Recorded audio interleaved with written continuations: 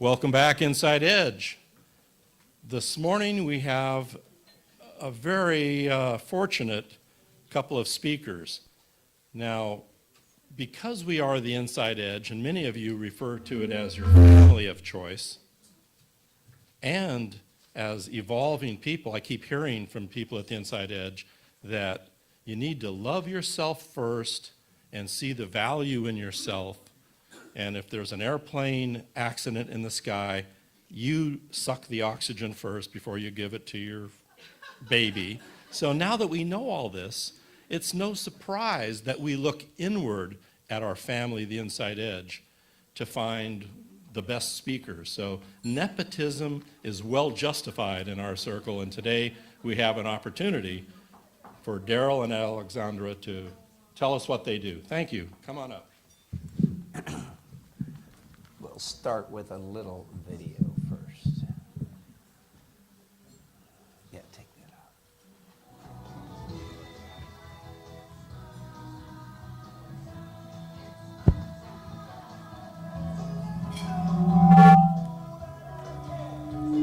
Oh, we need to get away from that. Yeah.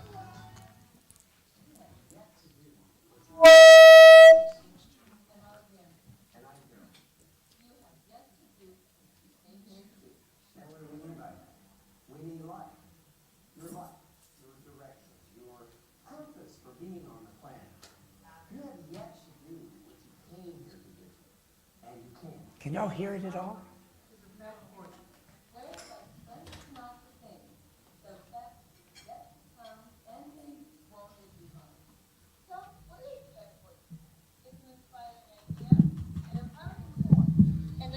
Community which supports people in creating their second half of life instead of best half. Here's a few things to consider.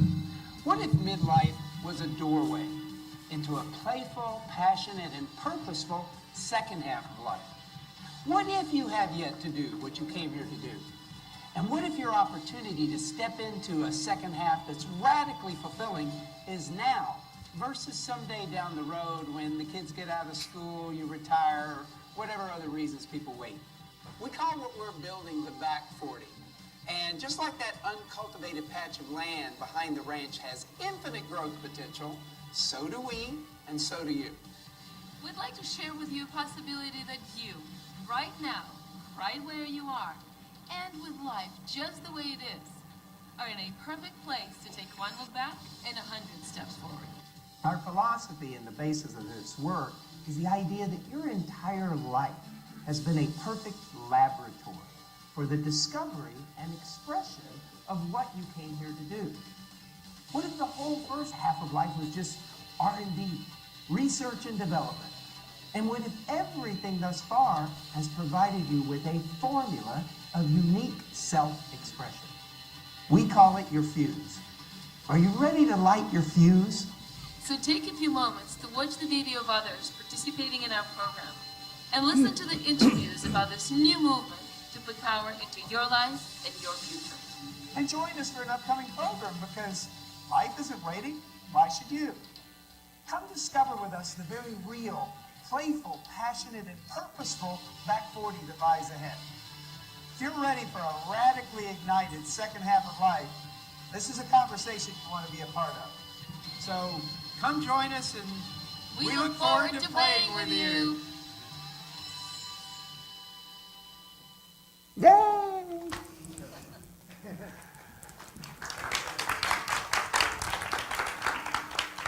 So, I'm going to see if the mics are going to work. Well, don't go hide. We'll just make it work. Hi, everybody. Good morning. Good morning. How many of you, and we'll need that again later, so, yeah, we have another video.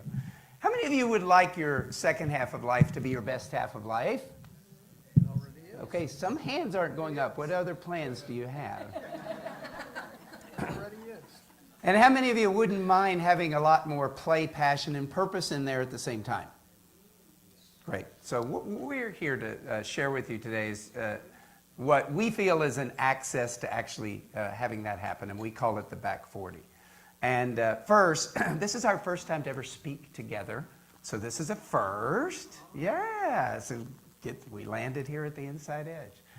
But first, I just want to thank y'all for having us because I know there's a lot of really great ideas and really great esteemed speakers that have been here. So we're just honored to be here with y'all. And thank you, Diana, for inviting us. I also want to just thank Brooke. Brooke connected with us back in May when we had a program coming up. And Brooke's been a big champion for our message and introduced us to the Edge. So thank you, Brooke. It's all about acknowledgments this morning, so we didn't want to lose that. And also Val. Val's been participating with us in our work as well. And so just want to, and just honoring all of you. Again, we know you're a bunch of sophisticated people here. We know that some of the, well, I'm not just gilding the lily here. I mean, there's, you know, a lot of great ideas and that have come out of the Inside Edge. I connected with the Edge back in 2002 in LA. And so again, we just know who you are, and so we appreciate being here with you. So. I'm Alexandra Levin. And I'm Daryl. I'm sorry? So what are we here to fulfill on? We're here to offer you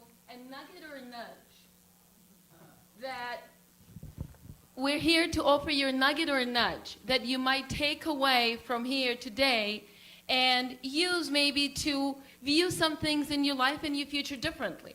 Maybe you get that nugget that will propel you to take some action that you would have taken otherwise.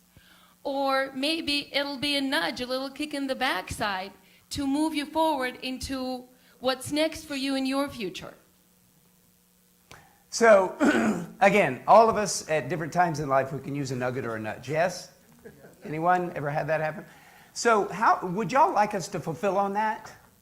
Yes? Okay, that's what we're here for, right? So I have a request then, something that y'all can throw into the kitty.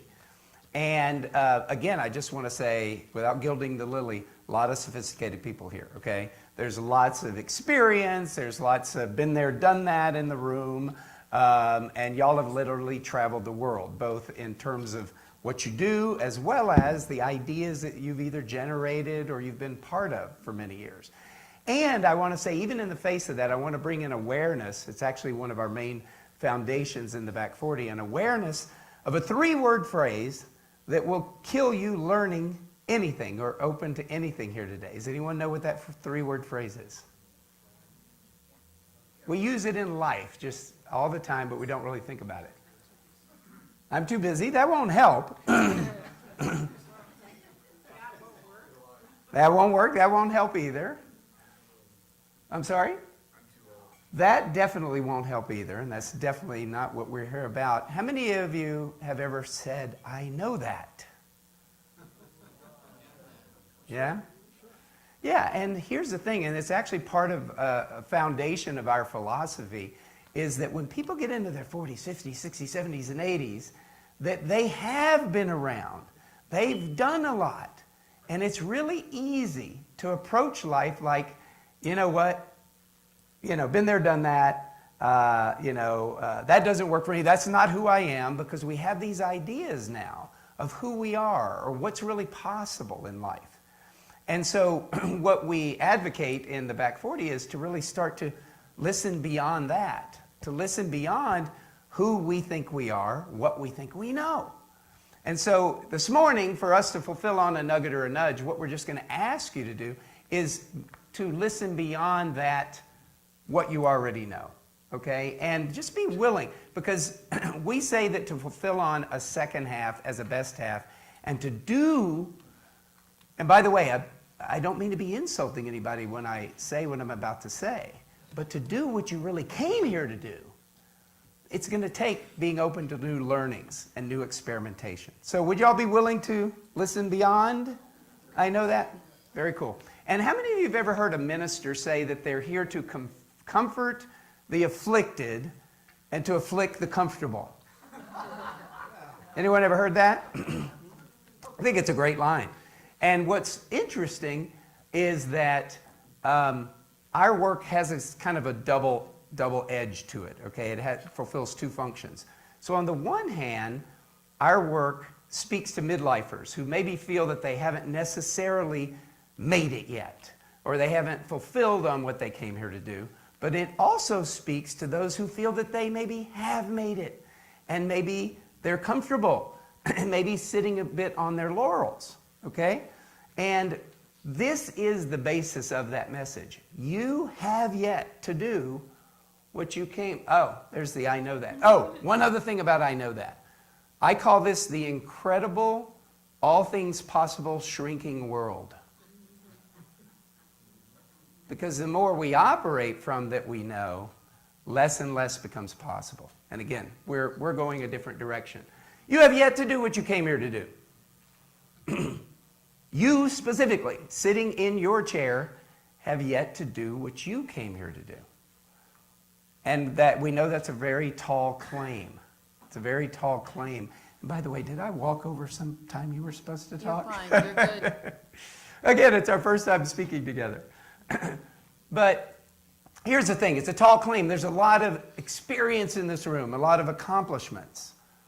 And we believe that there is a generally accepted BS in the world. How many of you encounter BS? A lot of BS in the world, right? So there's a generally accepted belief system that says your best creativity, your best ingenuity, your best relationships, your best career possibilities, your best hot sex is all in the first half. And what we in the Back 40 are about is turning this whole conversation around, this whole cultural conversation that says the second half is about kind of winding down or, coasting or Mai Tais on the beach and golf. Nothing wrong with that.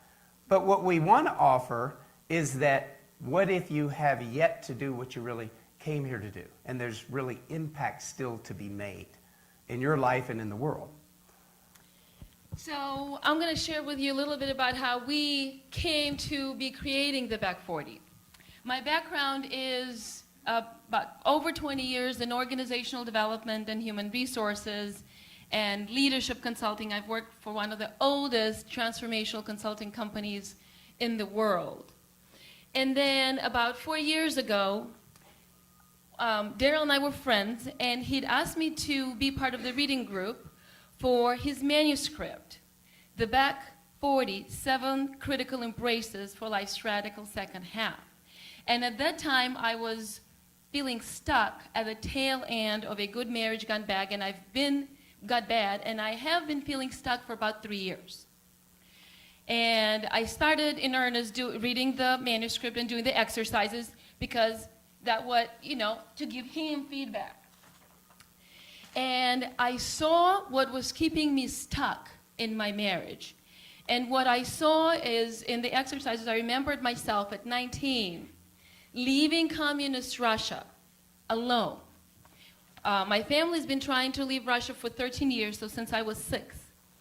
And it was a tough road. They weren't letting us out.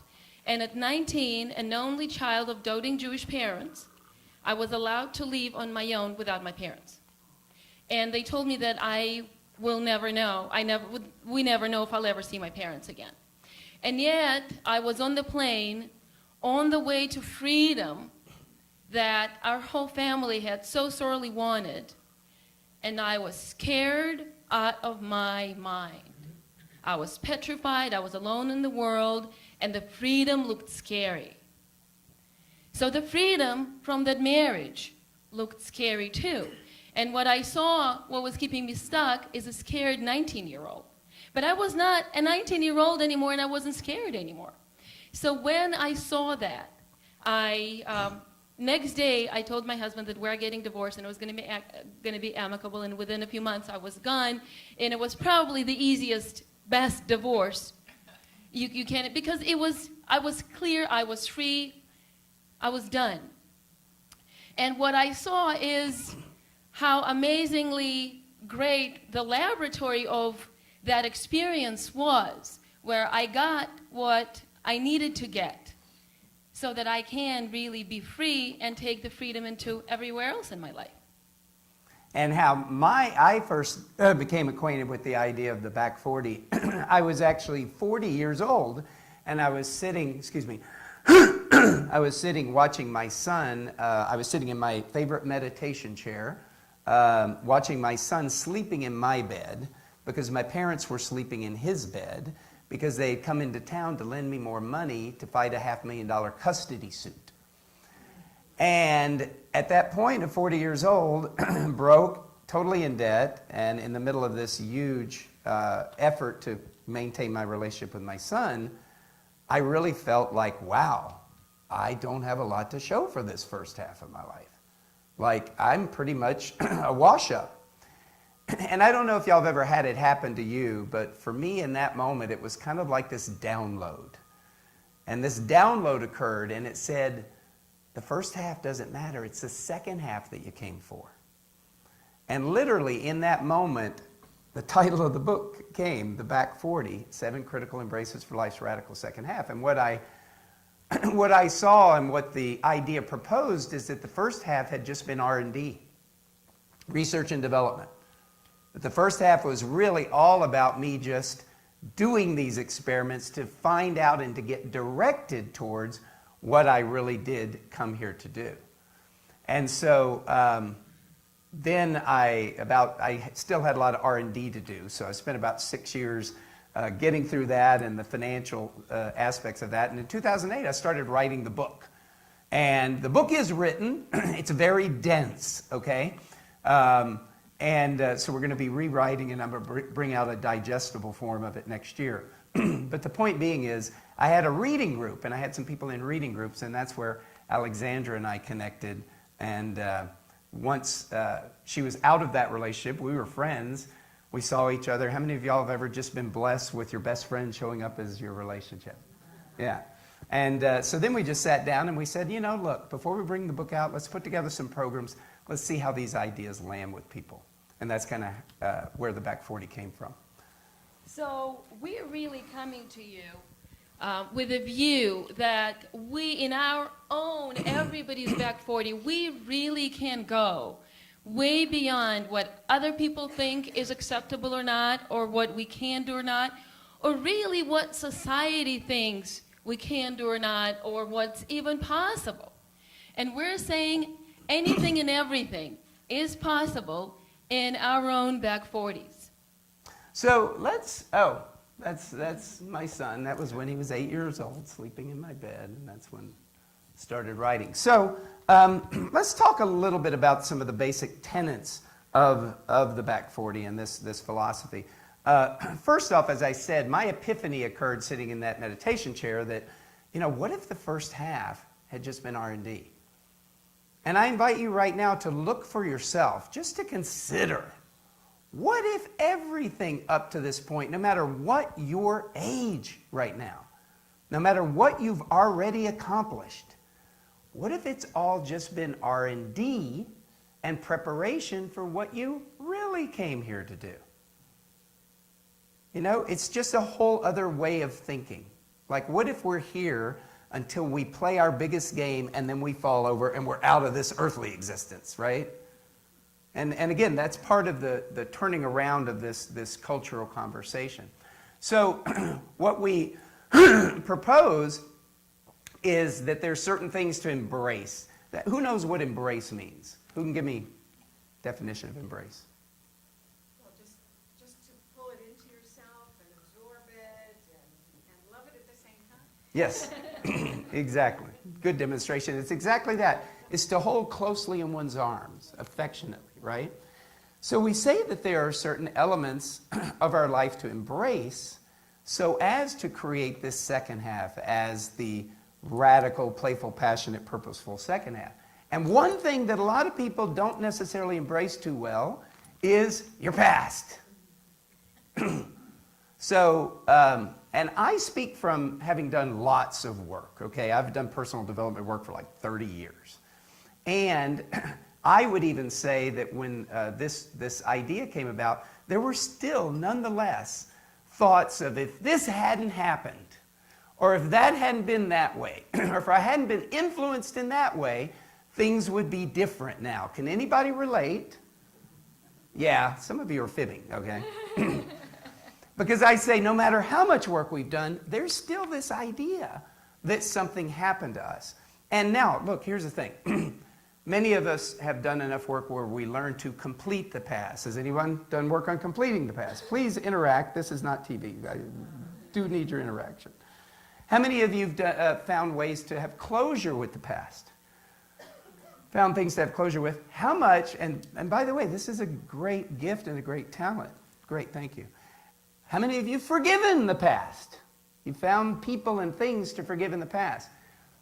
That's all wonderful. Here's the thing, though. All of that is still predicated on the idea that something happened to you. Something outside of you happened to you that you now have to complete or to find closure to or to forgive. And we have this radical idea that we promote in the back 40 that, what if you designed it all? What if you designed it all? Now, I know right now someone in the room is going, hey, I didn't design this. This was the most horrible thing that ever happened to me. Okay?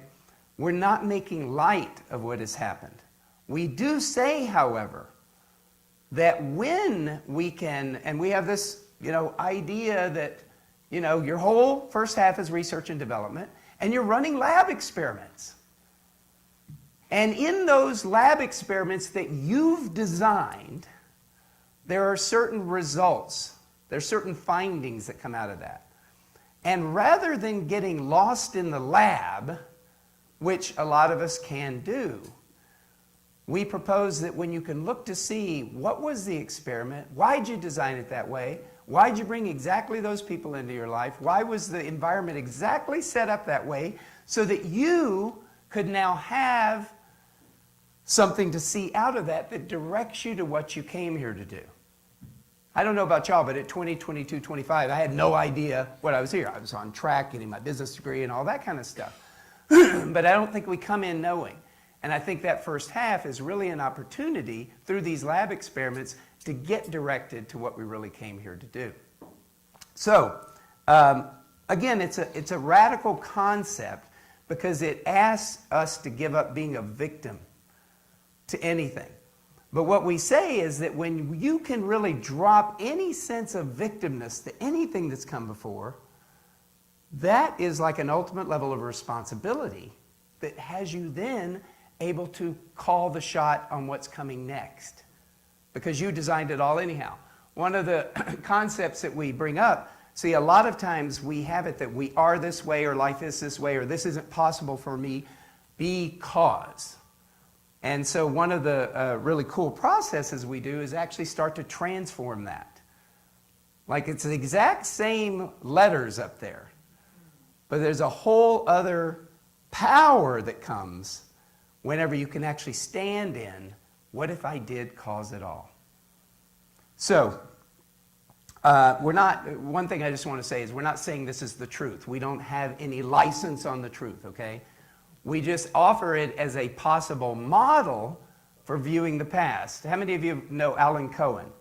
Alan Cohen, yeah, he was always inspiring for me. He says you change the past when you change the way you see it. And so again, this is a possible model. Also, we don't say this is some Pollyanna like lemons to lemonade kind of thing either. This is really actual deep work which gets to the root of responsibility. And we have a couple people in the room who've done some work with us, and I just thought rather than us talk about this, I don't know if, Brooke or Val, if y'all have any insight that where you've been able to see because, if anything you want to share. Do we have a mic?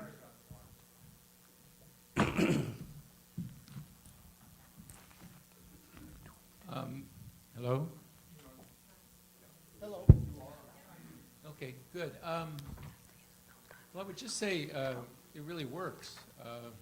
And it's a neat process of focusing on us, and also with the kind of disclaimer that Daryl said of having done tons of work, having done lots of completion, and kind of believing that I've cleared the slate mostly. Still, I found that there was the ability to look at certain instances from the point of view of an experiment that I set up, really resulted in like a rich appreciation of what I'd been through, almost like a novel or a memoir of my life, and like going, wow, there's all these nuances in this story that are part of who I am now. So experience that that approach really is very fruitful and freeing, and creates a lot of substance and content going forward. And your memoir would have lots of rock and roll analogies. That's wouldn't right. it? Exactly. And sports analogies. Again, thank you, Brooke. So let's just real quickly look through, because I want to get to a really juicy piece that Alexandra discovered for herself. I wrote this book, and we started building this, but then she's got this whole other cut at it, I think, that really speaks to women. But so embracing your past and then your present. Because guess what? Sometimes your present is just the past pretending to be present, right? And so we all have certain things that we could feel a victim to in our life right now. So there's being cause in the matter of that as well. There's your gifts. You learned certain things in life through school and your skills and talents that you've developed, but you've also been to, how many of you have been to the school of life? How many of you have been to the school of hard knocks?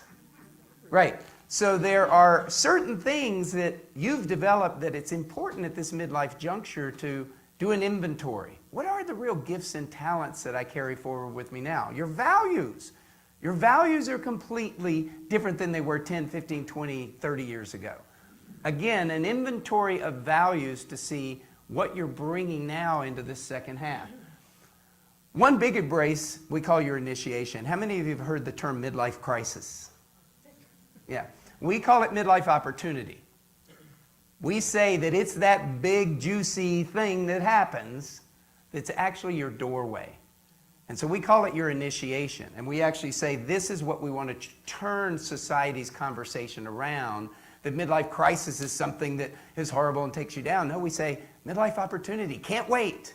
Can't wait till I get my wake-up call to really see what it is that I came here to do. Your purpose, when you do the analysis of the first half the way we do here, and you look at it this way, your purpose kind of falls out of it. Because we say you've been doing lab experiments, and that out of those experiments, when you analyze them, it's very clear and it's very direct what you're here to do. And we promote the idea of a presence. Now, this isn't a religious program, but we do believe that when you can hold that something bigger than you then becomes the wind beneath your wings on your purpose, you're able to accomplish way more than you ever would on your own. So these are the main ideas of what we promote, and what we say creates the opening to then step into this second half as the best half of life. Why don't you share with them a little bit about it? Here's what I discovered one morning as we were driving in the 405 traffic and pondering the back 40. I am in love with my wrinkles. We all have wrinkles. We choose to hide them, or we choose to get rid of them, or we choose to embrace them. And I'd like to share with you why I am in love with some of my favorite wrinkles, and why I invite you to fall in love with yours. So the first set of wrinkles I got when I was 19 on that plane out of Russia. And what I got along with that set of wrinkles is that I am strong, I am highly capable, and I can do anything that I set myself to do. I would never get rid of hide those wrinkles. Another set of wrinkles came a few years ago when my then 20-year-old daughter was scheduled to go on a trip to Israel right in the middle of the war. There's always war in Israel, but this was bad. About 2/3 of the kids traveling on the birthright trip together canceled out. And my entire family was telling me that I'm a bad mother for letting her go and not making her stay and forbidding her from going. And I did a lot of soul searching. You know, can I possibly think of being responsible if something really bad happened to her? I couldn't even think about it. And yet, I couldn't also allow my daughter to grow up in a world where somebody else's choice or somebody else's words are more important than hers. So after a lot of soul searching, I talked to her and I said, okay, I'm leaving the choice up to you. Whatever you do, I will support you. And she chose to go. And she said she'd never felt safer in her life. And out of that trip, she developed this amazing wanderlust that had her go on 2 summer-long backpacking trips to Europe. She went on the camels through the Sahara. She jumped out of the airplane in Spain. She's been to places I didn't know existed. She writes a travel blog. And she's developed this amazing passion for travel, and she's also learned that she is in charge of her life, that she has a choice, and she has a voice. And at 19, she got that, and I would not trade that set of wrinkles for anything. Another set of wrinkles came when I was getting divorced a second time. And you've heard a little bit of that story. And what I got, and I was married to a man who became emotionally unstable, verbally abusive, and kind of had me convinced that I couldn't survive without him. So what I got, along with those wrinkles that came with the divorce, is that I am capable on my own. I can stand financially and otherwise on my own 2 feet, and I have.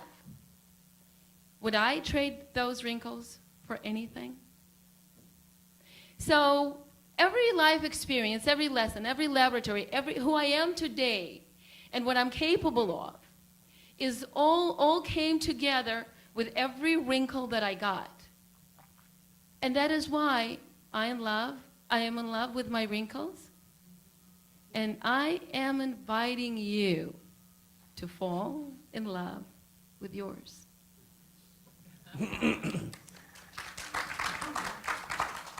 Just love that message. Just think if that message was out there bigger in the world.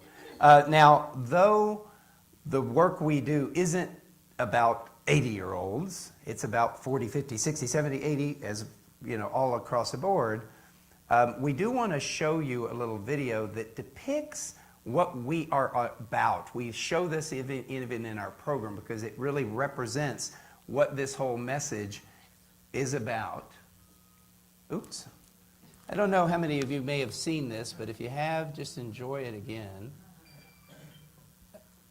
Do I click in the middle, babe? Yeah, there it goes. Nope.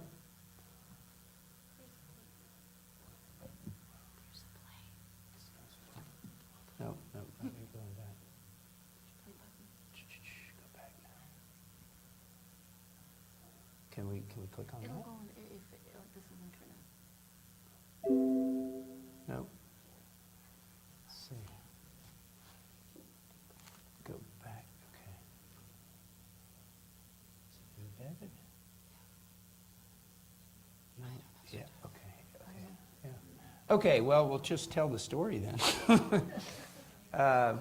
Sorry? Not unless you hooked up the Wi-Fi. Yeah, we actually embedded it, but for some reason it's not working. So anyhow, this... Why don't you tell the story? I'll see if I can play with it. Okay, good. Okay, cool. So how many of y'all have seen America's Got Talent? Okay, this is Britain's Got Talent. And so this woman, little frail-looking woman, gets up with this hunky-looking guy, right? And she's going to do salsa, right? So anyhow, they start out, and it's like this meek little stuff, and you're afraid because she's 80-something years old. Like, she has to be slow and gentle and all this stuff, right? And Simon, y'all know Simon, right? He hits the buzzer. He's just like, oh, this is going nowhere.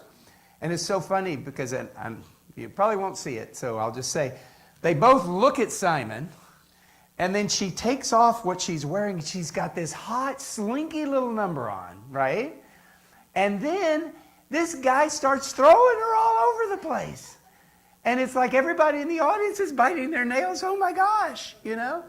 And so she's just amazing. She does this amazing salsa dance. And, you know, just so y'all don't leave, you know, with not getting what you came for, put right down dancing salsa grandma. Go Google it. Salsa dancing grandma. And you'll see this, and they actually ended up going to the next level with America's Got Talent with that. And they actually, it was like one of the biggest shows that happened. And anyhow, so what she represents and what she tells is that her husband had died. She moved to Spain, and it was like, what's her life going to be about then? She had taken salsa lessons when she was 22. So she goes down the road to this Spanish guy's, place. She gets into it, and then it's like a year later, she's like this phenom, right? So again, it just represents, you don't know what you came here to do, because this woman at 80 is inspiring people across the world, not just for salsa dancing, it's just like what's possible. So I have a couple questions for you, and this is called Who Am I? This is the Who Am I game. A 49-year-old wandering and unemployed recoverer from depression, broke and sleeping on friends' couches, would have never written The Power of Now or A New Earth unless he believed something was possible beyond his first half. Who is that? Eckhart Tolle. Another person who wouldn't have accomplished beyond their first half, a 48-year-old, thick-accented, bullied in school, Asperger's sufferer from a remote Scottish village, would have never entered Britain's Got Talent. The gal who sang that. Susan Boyle, right? Another person who would not have accomplished beyond their first half, unless they thought something else was possible, a 66-year-old former teacher and poultry editor for the St. Louis Star, would have never published a book in 1932 that went on to become a major TV series for 8 years, Little House on the Prairie. Yeah, there you go, Laura Ingalls Wilder. 40-year-old broke and depressed alcoholic war veteran, would have never brought people together for his own recovery to form a group that now sports over 2 million members worldwide. Yeah, Bill W. A 52-year-old mixer salesman, battling diabetes and arthritis, would have never noticed a process and formed a partnership that went on to sell its first billion hamburgers. We know Ray, right? 76-year-old lifetime farm worker, crippled by arthritis to the point that she could no longer embroider, with no artistic and little formal education, would have never picked up a paintbrush and produced 1,000 paintings. 25 years. This is a smart crowd. I've led this talk in other places like, so Grandma Moses. So here's the question, what would your story look like here? What would your story look like here? And again, I acknowledge the real, like I said, we're honored to be here because of all the experience and the wisdom and everything that's in this room. And even you, right where you are, what would your story be if you have yet to do what you came here to do? We've got about 5 minutes left for questions. If y'all have any Q&A, we just, again, thank you. We hope we've given you a nugget or a nudge.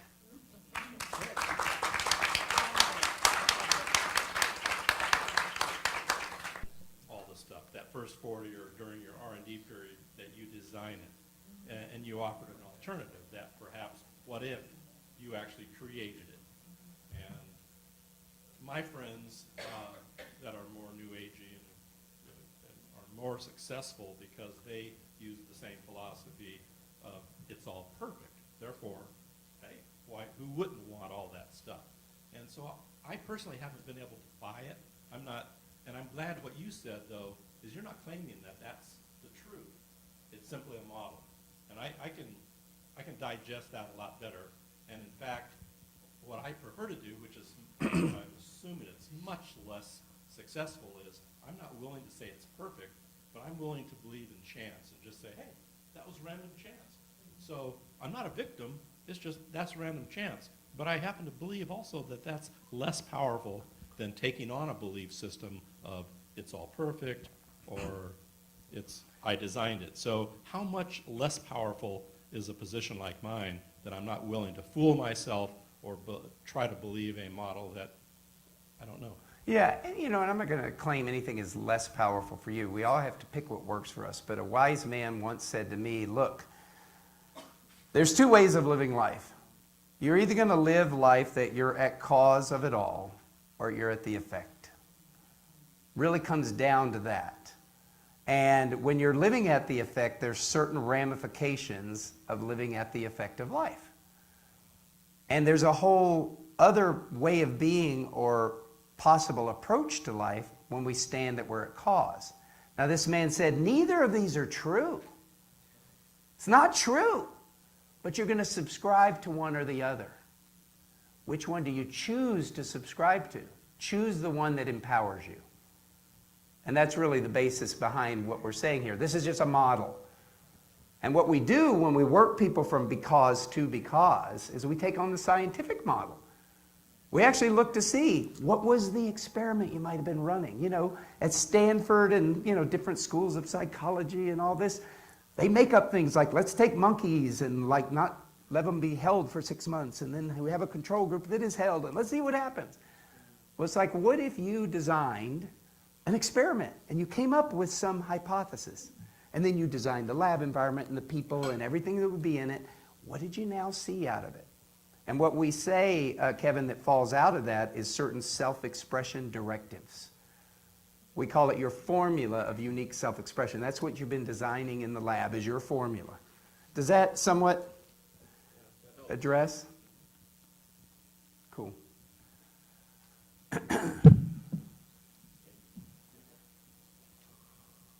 Thank you both so much. Great Thank you. presentation, good ideas, kind of inspiring. Got a nugget?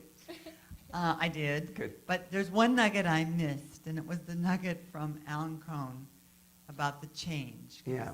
Could you say that one Sure. again? Alan Cohen, a quote I love from Alan Cohen says, you change the past when you change the way you see it. Thank you. And that's really what we're doing, is we're giving a different like lens Yeah. to look at that past as well as that future. Yes, and I appreciate the videos and the slides. So thank you very much. Yeah, you're very welcome. Any other questions or, yes?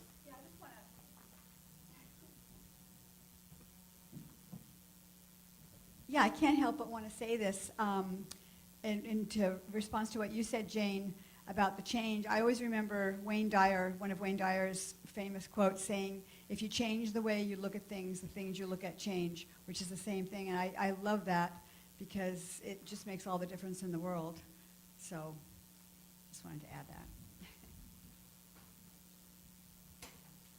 One last question? I was going to make a comment, actually, that one of the things that you can do looking through this paradigm, and I found, is you should go around and see all the ways in which the world encourages you, at the age that you're at, to think of yourself as having peaked, that are kind of insidious. So I'm a mentor in the grad school of business, healthcare business at UCI. So I came and looked, and I said, the whole notion of a mentor and a protege, the whole notion of giving back is actually conveying that, you know, I'm an elder and I've peaked, so it's what I'm supposed to do with mine is give for free my good stuff to the youthful people who are on the rise. And that's just kind of there without thinking about it. So that's one of the things that, you know, go around and notice the ways in which our culture is teaching us to act like we're over the hill. I mean, just even that phrase, over the hill.